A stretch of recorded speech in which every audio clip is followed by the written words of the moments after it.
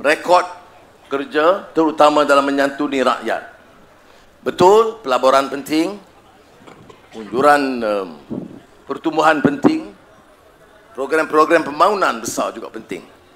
Tetapi sebagai parti yang menggerakkan kesedaran rakyat, membela nasib rakyat, di antara tugas utama beliau adalah menyantuni. Dan beliau merupakan mungkin satu-satunya menteri besar yang terkenal untuk turun ke bawah, menyantuni di setiap kampung daerah di negeri Selangor. Dan ini tidak bermakna dalam majlis-majlis dalaman kita tidak boleh memberikan teguran dan minta supaya usaha itu dapat kita tingkatkan. Dan ini akan terus kita lakukan dalam jamaah pimpinan, tetapi kita telah muafakat menunjuk kerana prestasi beliau cukup membanggakan di antara menteri besar atau ketua menteri yang berjaya di negara kita. Pulau Pinang, DAP telah memutuskan untuk mencalonkan semula Saudara Chow Kuan Yeow sebagai ketua menteri. Parti Keadilan menyambut baik keputusan itu kerana prestasi beliau mengangkat dan menjamin kemajuan pertumbuhan negeri Pulau Pinang dan cara dia menyantuni rakyat semua kaum termasuk orang-orang Melayu. Berbeza dengan pandangan-pandangan yang kita dengar yang cuba mencerca dan menghina di AP, kita lihat watak dan ketokohan Chow, seorang yang prihatin dan sentiasa berlegar untuk bekerja untuk orang Cina, Melayu, India di Pulau Pinang. Dan orang asli tidak ada di Pulau Pinang. Dan bila saya dengar keluhan orang-orang Melayu yang mahu supaya beberapa program Melayu, perumahan, perniagaan ditingkatkan, maka saya telah ambil keputusan untuk memperkukuh semula bahagian ataupun jawatankuasa pemandu dulunya penjelasan Bumiputera, supaya ada beberapa program yang boleh dilaksanakan di antara kerajaan persekutuan dan negeri, terutama dalam bidang perumahan yang menjadi masalah besar dan juga masalah perdagangan dan perniagaan. Dan oleh itu saya harap ada dukungan yang kuat dan padu di Pulau Pinang supaya kerajaan perpaduan Pulau Pinang yang dipimpin oleh Chow Kuan Yeow itu dapat mantap dan dapat dukungan rakyat dan meneruskan kerja-kerja untuk membangunkan negara. Kita beralih ke Negeri Sembilan. Negeri Sembilan, saya belum buat apa-apa pengumuman kerana perbincangan itu menelan agak masa panjang dengan rakan-rakan kita yang lain. Tetapi setelah menyampaikan pandangan kita kepada Presiden UMNO Pengerusi Barisan Nasional Datuk Seri Zahid Hamidi, saya menekankan bahawa untuk kelangsungan kerja, kesinambungan dan rekod prestasi Saudara Aminuddin Harun itu memuaskan, wajar kita pertahankan beliau selaku Menteri Besar.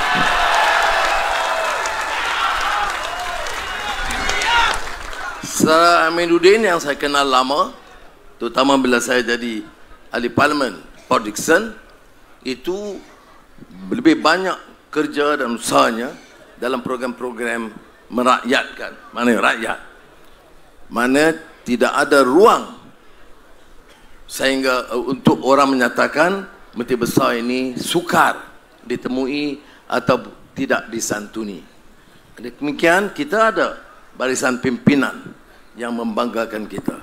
Saudara harus faham, kekuatan keadilan ini bukan pada presidennya, timbalannya, naib-naibnya, tetapi juga jamaah pimpinannya seperti kita saksikan dalam kerajaan-kerajaan negeri.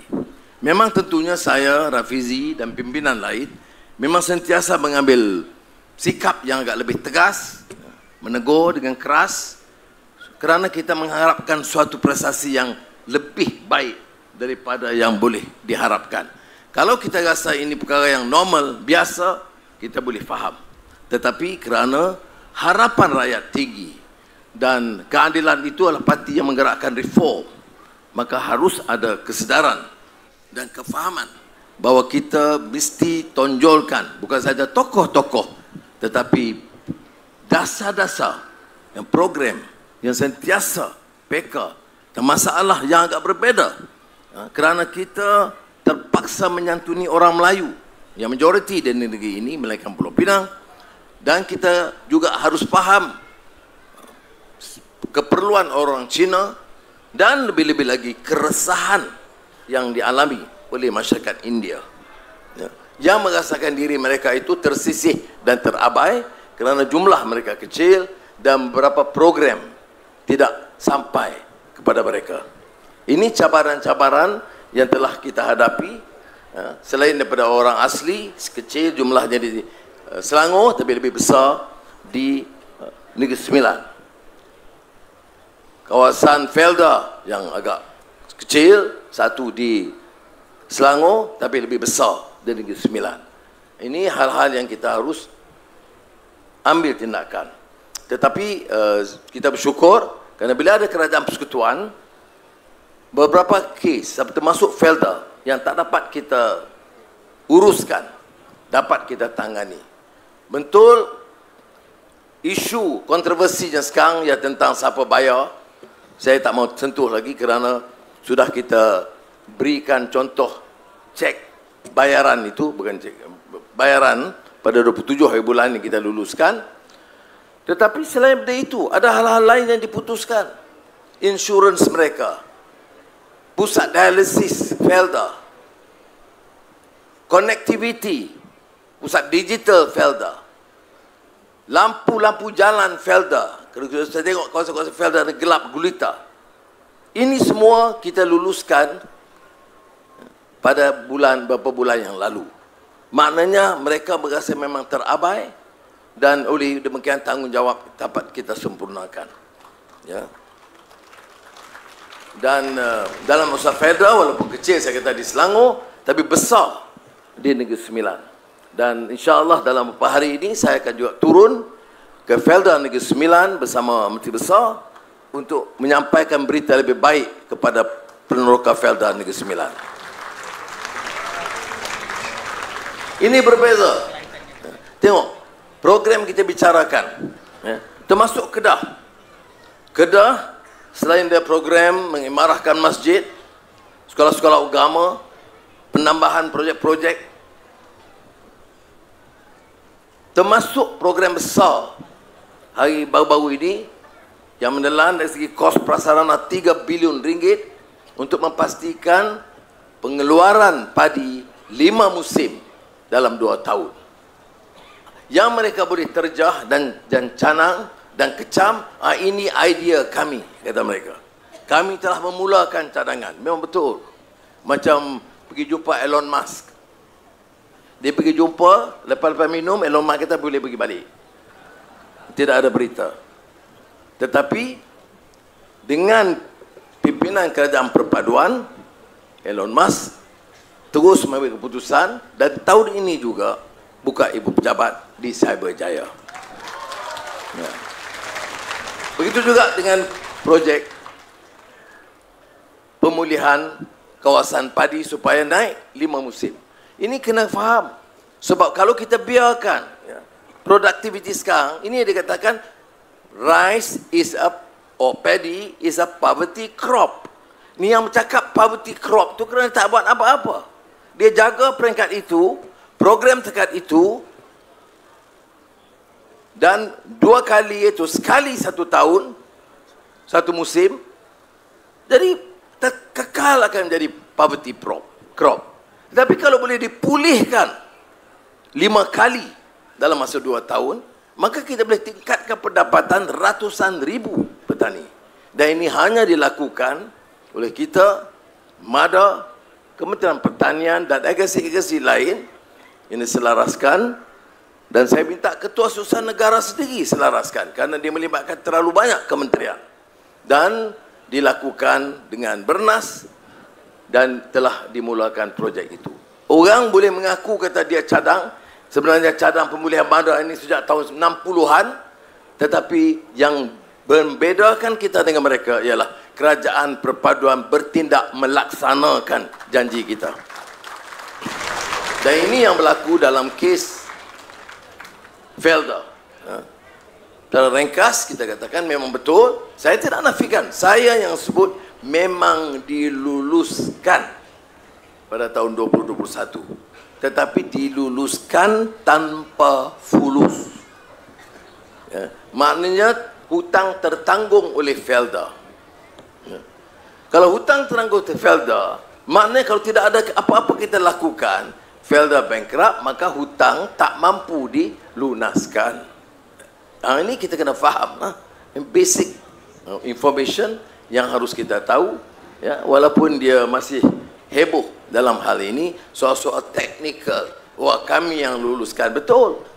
Ya. Kalau betul dia luluskan tahun 20, mengapa tidak ada belanjawan dalam 21? Mengapa tidak ada 22? Kita hanya perkenalkan dalam belanjawan 23. Bayaran pertama 990 juta. Jadi tinggal Kelantan. Kelantan seperti mana yang telah saya umumkan berulang kali. Ya. Belanjawan untuk Kelantan itu lebih daripada semasa Perikatan Nasional Perintah. Ya. Tetapi apa dia naratif dan propaganda dia? Kita zalim. Ketua PAS sendiri sebut dalam parlimen, kita zalim. Bila saya bagi jumlah peruntukan, dia tak jawab. Bolehkah saudara, seorang yang ada didikan agama boleh terus membuat fatwa menghukum, kemudian bila diperjelaskan fakta diketepikan begitu saja? Tapi inilah berlaku dalam senario politik kerana agama itu menjadi tunggakan, bukan dasar perjuangan.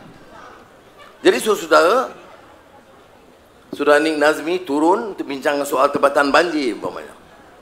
Dan kita oleh kerana kita selamatkan jumlah tebatan banjir sekitar 1.8 bilion ringgit daripada 15 bilion yang diperuntukkan, saya telah umumkan 800 juta ringgit ke Johor tebatan banjir untuk kawasan Kota Tinggi dan 1 bilion tambahan untuk tebatan banjir Kelantan.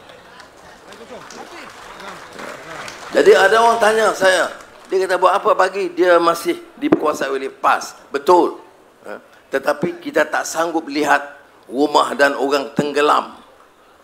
Kecuaian kerajaan negeri, tapi jangan hukum rakyat. Pendapat kita yang harus dihukum ialah kerajaan negeri sekarang, bukan rakyat.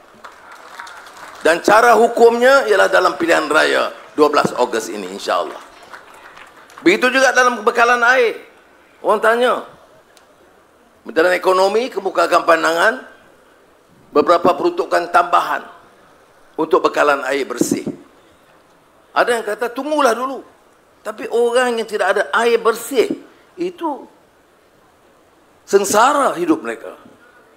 Jadi oleh demikian, dalam perbincangan kita, walaupun di pohon mulanya 8 bilion, ini revisi dah ulas panjang, tapi tinggal 1.7 bilion dan kita luluskan segera sekarang ni 500 juta saja untuk menjalankan kegiatan. Kalau dia minta 8 bilion, mana dia kira saya tak tahu. Tapi kita luluskan dan kita ada tegur. Mengapa diluluskan sekarang? Lulus kerana kita tak sanggup lihat saudara mara kita di Kelantan tidak mendapat bekalan air bersih. Ini dia kekuatan kerajaan perpaduan. Begitu juga Terengganu. Menteri Besar bagi tahu saya, dia kata kita perlu 200 juta kalau lebih kurang segera. Saya kata sebab apa? Sebab ada hakisan Tasik Kenyir, dan hakisan itu mungkin akan menjejaskan satu kawasan TNB yang boleh diselenggara oleh TNB, tapi juga kawasan kampung, dan hakisan itu akan menyebabkan kerusakan dan menjejaskan takungan Tasik Kenyir. Sudah kita bertindak segera.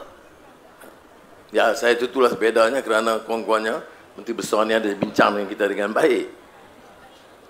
Jadi kita luluskan segera 200 juta, langkah-langkah segera untuk menyelamatkan, mengurang dan mengawal hakisan di Kelantan. di Terengganu, di Tasikmalaya.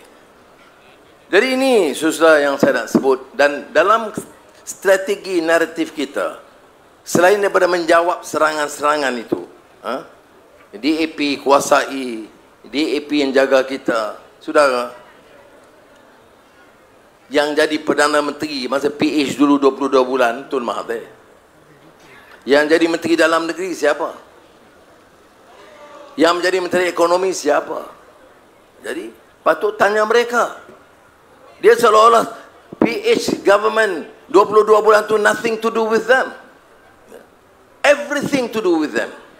Itu bedanya. Ya. Dan sekarang dia jadikan itu sebagai habuan. Ya. Sebab itu nak jadi Perdana Menteri, dia tak boleh lembab. Nak jadi Perdana Menteri, dia kena tegas. Saya tidak ada masalah. Ini rakan-rakan dari Jemaah Menteri ada ramai di sini. Ya. Kita bincang. Dan saya belum ada pengalaman 8 bulan di mana projek baik Felda yang bagi 8.3 bilion ringgit untuk orang Melayu, atau untuk JAKIM, program-program Islam, atau penerbitan buku Islam, belum pernah sekali menteri-menteri DAP bantah. Dia mengapa kita nak hukum dia? Masalahnya dulu kamu ada Perdana Menteri yang tak buat. Itu masalah dia. Ya. Mengapa tak buat? Kerana kuasa itu kesempatan untuk menyakau. Sekarang bila hilang kuasa, hidup Melayu. Proklamasi Melayu. Selamatkan Islam. Masa ada kuasa, tak ada pula sebut begitu. Sebab tu saya kata, kita jawab standard. Apa dia? Betul? Tun Mahathir, Tun Naim, Mahidin, Hamzah. Okey. Azmin. Lupa. Wah, bergegar. Tak ada. Apa isu modal tak ada. Dia hanya fikir capal. Orang yang fikir capal semata-mata, layak dia itu layak peringkat capal saja. No understanding beyond capal. Ini capal.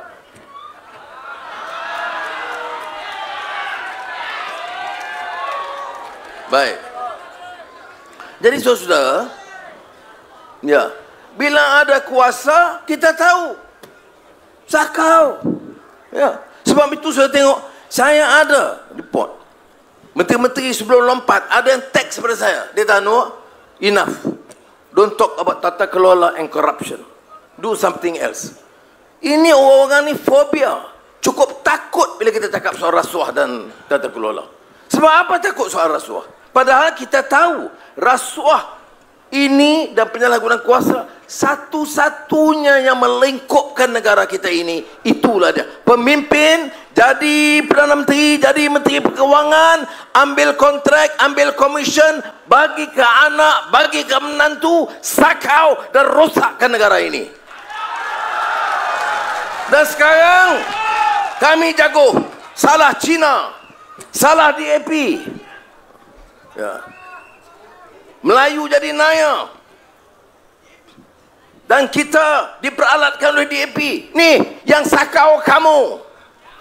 Sebab tu saya kata, kalau betul nak tolong, berapa harta kamu? 2 bilion. Ada yang kata 8 bilion pada seorang. Bank dalam negara, bank di luar negara, harta sana, tanah sini, kapal terbang. Saya pun ada kapal terbang, kerajaan punya.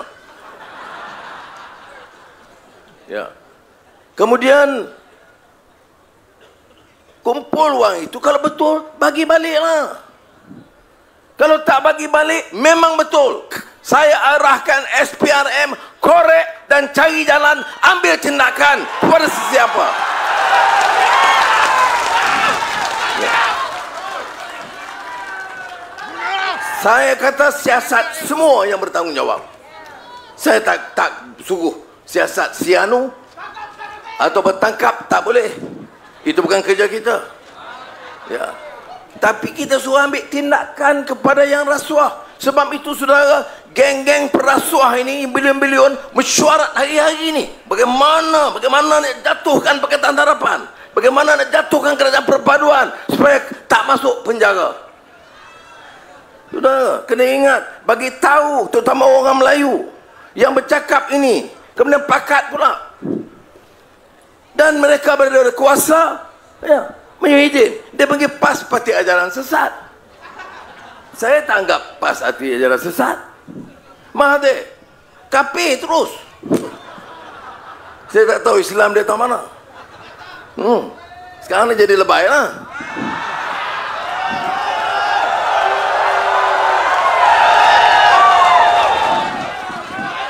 Ini sudah kena ingat, ya. Bukan fobia. Conspire sana, pakat sana, nak pecahkan di sini, hasut di sana, beli media. Beli media. Guna wang advertisement yang besar. Dari mana wang? Buat satu program 3 juta ringgit. Sudah, dulu lain saya ketua pembangkang. Saya Perdana Menteri, sekarang ada maklumat yang lebih baik, lebih cekap. Jangan main-main. Jadi sudah. Ya. Sebab itu kita kena ada sikap yang jelas. Dan saya bukan nak pertahan. Ada orang kata, mengapa nak pertahan? Kata pemimpin sekarang bersih. Saya kata 8 bulan kita jaga. Kita minta laporan. PDRM, terutama commercial crime, bagi tahu kalau ada masalah.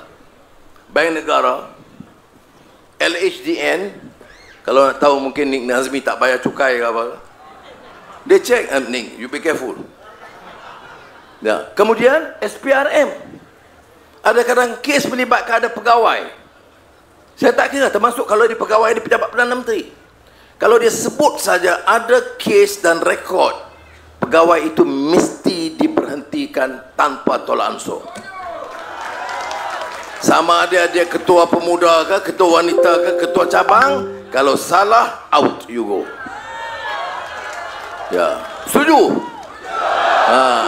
Baik.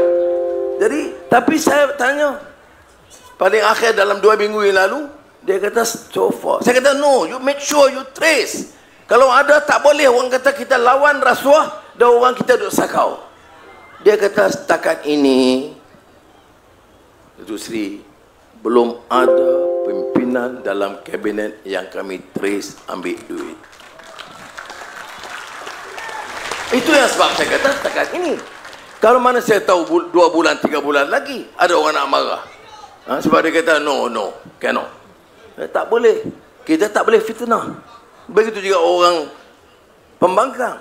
Saya tak mau kata semuanya rasuah. Tugas siasat, tugas badan-badan penguasa, tugas dakwah, tugas peguam negara, tugas hukum, hakim. Tak payah ajar saya banyak arif bab tu. Ramai pemimpin semua masuk ni tahu. Jadi saya harap kita jelas bab ini. Baik, tentang pilihan raya negeri ini. Memang saya tahu kawan-kawan kita JPRP, Invoke ada buat beberapa kajian. Ada yang lain-lain, Merdeka Center, ID. Tapi saya nak bagi tahu dari laporan yang saya dapat setakat ini. Tapi syarat kita kena kerja. Saya tak mau bagi mesej terlalu baik. Tetapi setakat ini 3 negeri ini kukuh mantap bertahan. Ya.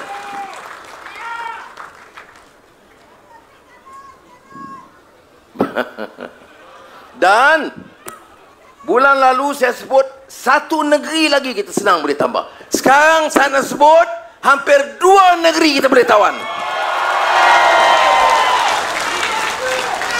Dan syaratnya tumpu perhatian dalam kempen.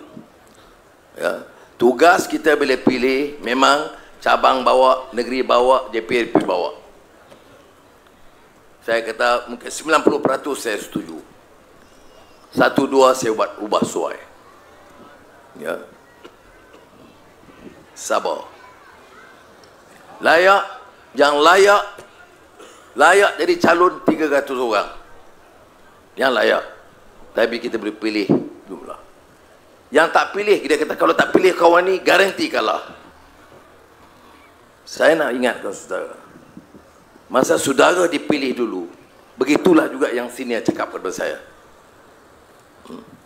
Letak cancung, garanti out, sebab dia orang luar, tapi dia menang dengan bergaya. Sebab dia dan juga sebab jentera PJ Selatan. Dan saya ucap terima kasih PJ Selatan, walaupun orang PJ Selatan tak bertanding. Kalau tepuk mana kau tak bertanding lagi pun tak apa lagi. Jadi banyak yang menghadapi masalah begitu. Baik.